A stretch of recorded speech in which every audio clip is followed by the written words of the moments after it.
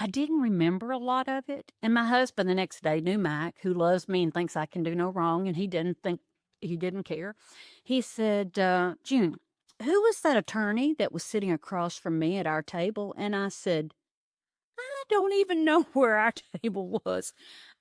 And you know, you probably in your younger days or when you were wild and crazy had those mornings you'd wake up during the night or, you know, after you'd go to bed and you'd wake up and think, what in the heck did I do? Blackout drunk.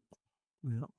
I woke up about 3 o'clock that next morning and I thought, what did I do? And I remembered that I had gotten a microphone at one point. And I remembered I had told a couple of stories. I mean, but anyway, so I mean, I'm not kidding. I'm sick to my stomach. I'm thinking, what have I done? You know? Yeah. And so I get to work, and I'm county clerk at this point, and I go to my office, and I have a message to call Judge Yarbrough as soon as possible, and he was there. If that's the deal, and I thought, oh my God, he's going to kill me. What did I say? And I called him, and he said, I've got a favor to ask you. And I said, sure, Judge, whatever you want, I am here for you. He said, well, I'm planning my funeral, and I want you to speak at my funeral because you are so entertaining. And you know me better than anybody.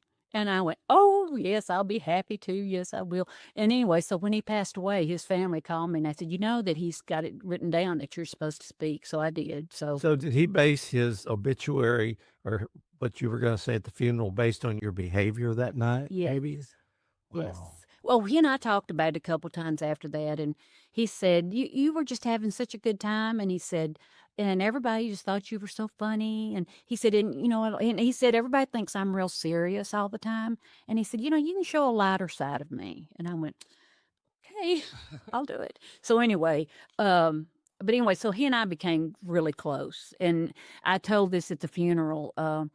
I'd always call him, like if I knew there was some news he might be interested in. He'd retired and everything, so would call him and I'd say, you know, I just wanted to let you know what's going on. So and so did this or is doing that, and he had always answered the phone when I would call, really this gruff hello, because that's just how he talked. Yeah. But I said every conversation we had, he ended it with "I love you," and I'd say "I love you too." You know, so it turned out to be great.